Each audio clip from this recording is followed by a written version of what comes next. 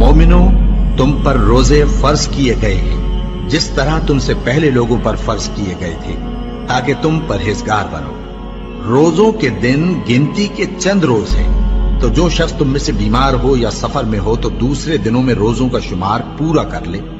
और जो लोग रोजा रखने की ताकत रखें लेकिन रखें नहीं, वो रोजे के बदले मोहताज को खाना खिला दें। और जो कोई अपनी मर्जी से ज्यादा नेकी करे तो उसके हक में ज्यादा अच्छा है।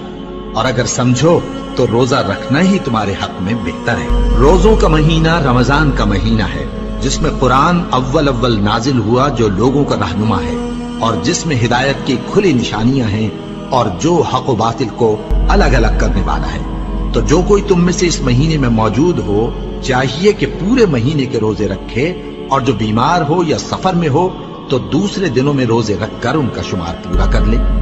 अल्लाह तुम्हारे हक में आसानी चाहता है और सख्ती नहीं चाहता।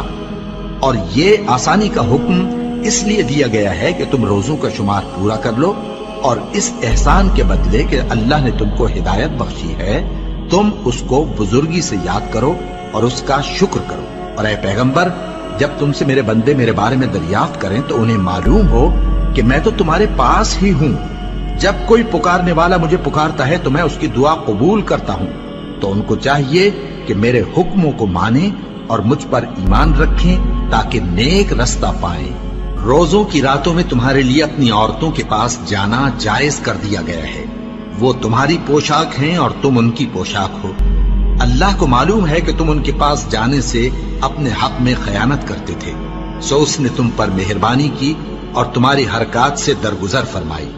तो अब तुमको इख्तियार है कि उनसे मुबाशरत करो। और अल्लाह ने जो चीज तुम्हारे लिए लिख रखी है, यानी औलाद, उसको अल्लाह से तलब करो और खाओ और पियो, यहां तक कि सुबह की सफेद धारी रात की सियाह धारी से अलग नजर आने लगे।